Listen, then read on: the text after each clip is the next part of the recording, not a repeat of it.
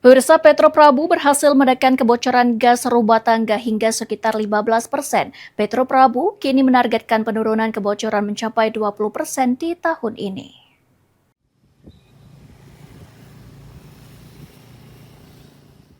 Petro Prabu berhasil mengatasi kebocoran gas rumah tangga sekitar 15% yang awalnya mencapai 72%, kini ditekan menjadi 58%.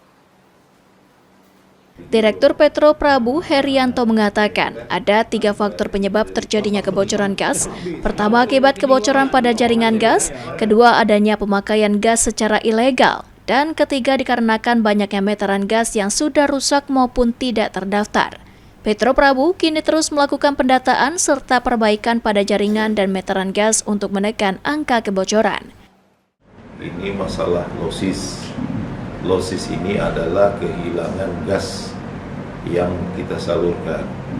Nah, kemarin itu di bulan Maret itu losis kita mencapai 72%. Artinya 17,2% ini gas yang hilang. Kemudian berdasarkan itu kita lakukan patroli di lapangan, gate-gate di lapangan untuk mencari penyebab losis ini. Penyebab losis itu ada 3. Yang pertama karena bocor, bisa bocor di jaringan, bisa bocor di rumah tangga. Yang kedua itu ada pemakaian yang ilegal.